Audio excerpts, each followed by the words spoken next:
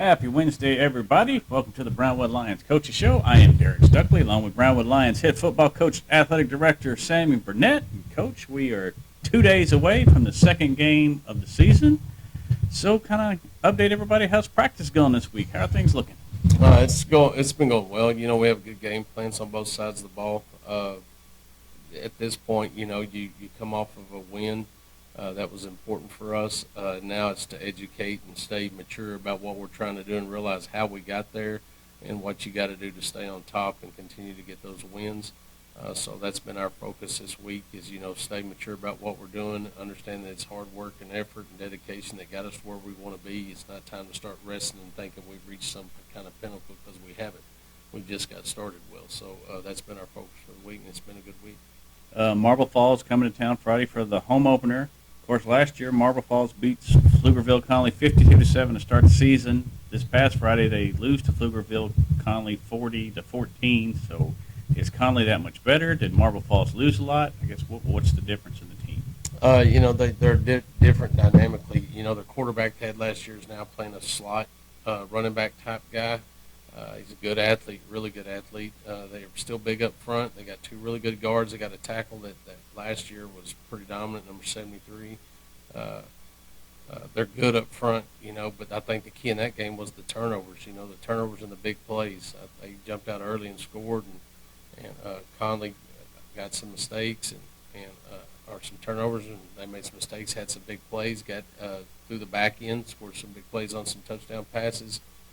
So I think the big plays and the turnovers are what caused the big discrepancy in score. Defensively, I don't know if they have the same defensive coordinator. It sort of doesn't look like they have their identity to me. They'll be in a 3-3-5, then they're going to be in a 3-4, and they're going to mix it up and do some things. But I'm just not sure. For us, I'm not sure what they're going to be in. I mean, they've shown a five-man box, which isn't very good when you're facing a style of offense like we are. We run to set up the pass, so I think they're going to have to move some people in the box, which could change your coverage a little bit. We'll see that and adjust as we go, of course. But just, I think they're still trying to find themselves.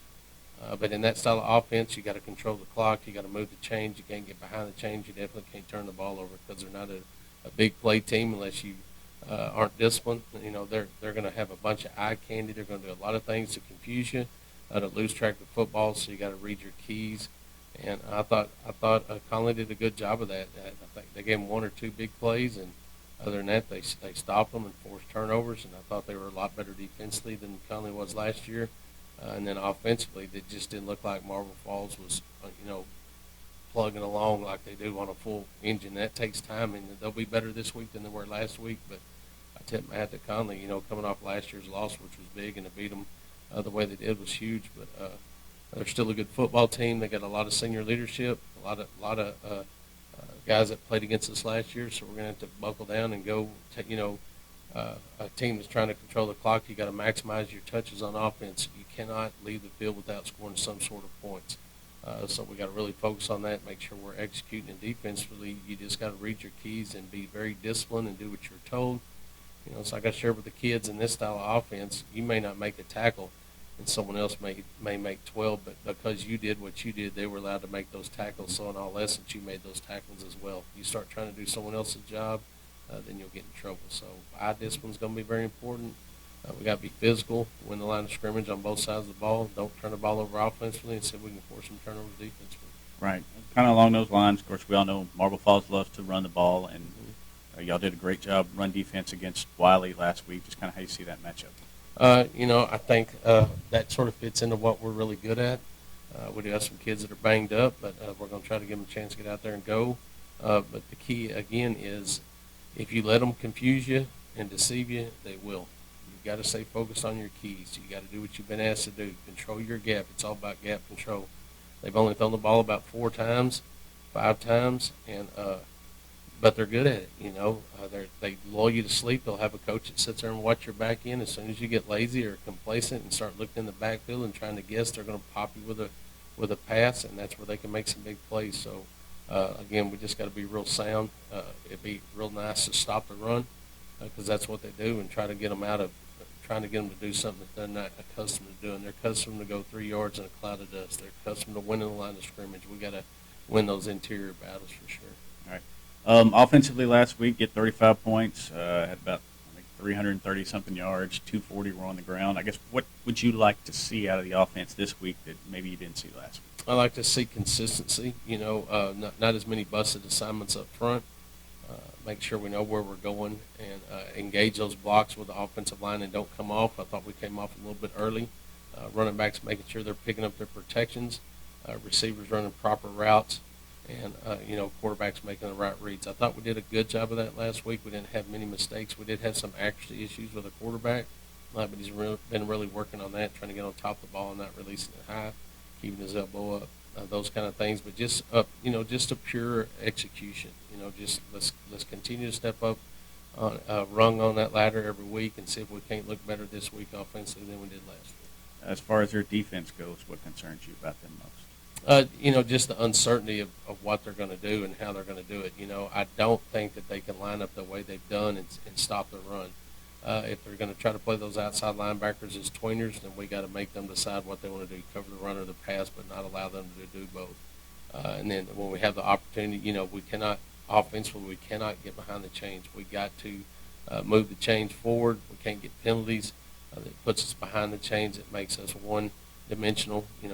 We got to be able to mix it up with our run game, play action pass, and then a three-step drop.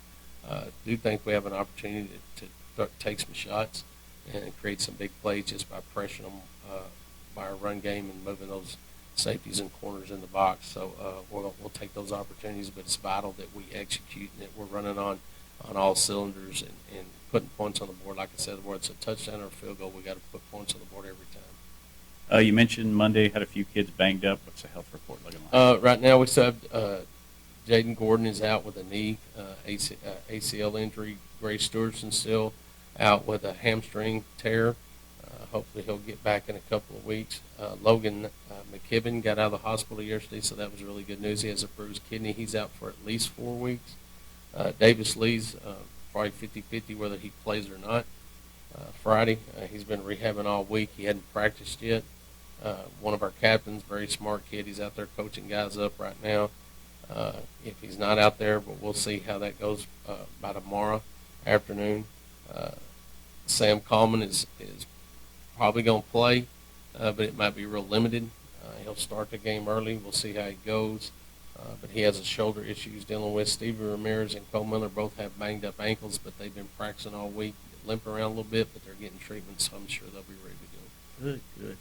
Of course, we mentioned home opener. You want to mention ticket sales? Yeah, ticket sales are 9 to 12, 1 to 4 throughout the week. You can get those in office. They're $6 for season tickets, or for reserve seating. Sorry, season tickets are over. $6 for reserve seating and $5 for adults and $3 for students for general admission. So you can get those all the way through probably midday Friday at the athletic office with Lisa. So make sure you get those because they're going fast. Okay. As we mentioned, of course, a big win last week, and with that comes recognition. Tuesday, the Padilla poll and Harris ratings came out, and both of them had y'all ranked number 9 in the state in 4A Division I. Just your thoughts on that, Coach? Yeah, that target on your back just become a little bit bigger. It's awesome for our kids to get that recognition. I want them to get it because they work so hard to earn that, and I think they're capable of being the number 9 team in the state right now. But with that, you have to still compete at a high level, and don't let it go to your head. Praise yourself and you'll be humbled, or humble yourself and you'll be praised, they say. And we're trying to stay humble. We're trying to continue to work hard, and those are just ratings that are put out by people that are educated, that understand what's going on, and it's a good opportunity for you to relish in that and the fact that people are respecting you like we feel like we should be respected all the time. But you can't forget where you got that ranking. It's through your hard work and your effort daily, doing the things you really don't want to do. It's fun to play on Friday night, but it's not fun to play on Friday night when you're not prepared. So we got to do our part and stay prepared and play at the championship level every week. We can't go up and down. We got to play to our ability and use the gifts the good Lord has given us to the fullest and play to a high standard every Friday, and that's our goal. Okay, as we mentioned, of course, Lions at home Friday night, but the sub-varsity teams will be playing Thursday. Yeah, too. we're sort of all over the place. Yeah, Share the schedule with everybody. Yeah, we moved the Comanche game with our white team to Brownwood at 5 o'clock at Gordonwood Stadium. They had a little storm over there, and it's messed up some of their facilities, so that game has been moved to Gordonwood Stadium tomorrow at 5 o'clock. We'll also have our freshman Maroon team traveling to Mineral Wells for a 5 o'clock game against the Rams. And then we'll have our JV team traveling to Marble Falls for a 5:30 kickoff against the Mustang JV over there. So we have guys going everywhere. We also have tennis versus Keene. That'll be in Glenrose at 4:30, I think that is, 4 o'clock. And then, of course, varsity football Friday night at 7:30 at Gordonwood Stadium. All right. Well, let's talk some other sports. Of course, volleyball was in action last night. I know they were shorthanded, had a couple of girls hurt, and came out short of their contest. Yeah, and I got to speak with Coach Lovelady and just kept trying to pump her up and keep her positive. I know where she's at, and I know I've been there, but I know what direction she's going. So I try to just continue to uplift her. And she went over against a team. North Central Texas Academy is one of those groups that can recruit, and they have some phenomenal players. I just asked her about them, and she said they're really tall and really talented. But what a great opportunity for our girls to go out there and get another match under their belt and get more experience. And then some of those girls that play a different role had to step up and play in a starting role last night. And I tell you what, she's just a go-getter. She's unwavering in what she's doing and the approach that they're taking and the direction that the kids are going. You just keep fighting a good fight. And just had to remind her, we're already a couple of games ahead of what we were last year in the record column, which is important. They got to see those growths. But in the same lines, it's like I said, I don't see any quitting our young ladies. They're really taking the coaching well. They're doing their best to apply it. They're just in a position that just got to find a way to get a couple of those wins. Once they find a way to get a couple of those wins, they believe a little bit more, and the more that'll accomplish that. So I see it coming in the future. I hope it comes soon for them because they're working really hard. But I tip my hat to the coaching staff and the girls for what they're trying to do on the run right now. Right.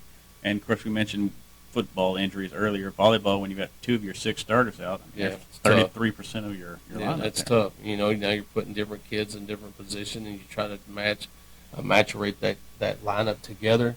It's no different than it was when they're just starting. They're finally starting to get in a position where you can see the rotations and understand what their rotations are about and for, and they're starting to get used to each other. Now you got to break up that lineup again and put some new faces in there, and they got to learn to gel together again. But that's what they do. Those kids are resilient. They'll jump in there. They'll figure it out quickly, and hopefully that'll translate into some more victories. Yeah, and they've got the weekend off to heal up, Yep. and then I believe they're at Gatesville next Tuesday. Yeah, and they need a break. They've been going. They played a lot of tournaments, a lot of matches, and they need a break. So a little rest and recovery never hurts. All right. Anything else we need to talk about, Coach? Just thank those that make this show possible. Auto Glass Magic, Burner Auto Group, Syntex Body and Paint, Syntex Equipment Sales, Citizens National Bank, Dan Hill Containers, Dr. Bon Young, Dr. Pepper Bottling Company, Edward Jones Investments, Henrik Medical, Howie Enterprises, Humphrey Peets, Partner Funeral Home, Landmark Admin, MC Bank, Painter Johnson Associates, Smith & Sharp Agency, Sonic Drive-In, Stanley Chrysler, Texas Bank, Weldon Wilson Electric, Western Bank, and Willie's Tea. All righty. We will be back next Monday to review the Marble Falls game, look ahead to the Burnett game, and all other Lions and Lady Lions sports here on the Brownwood Lions Coaches Show on KOXE, KOXE.com, the KOXE app, and the KOXE Facebook pages. See you at the game.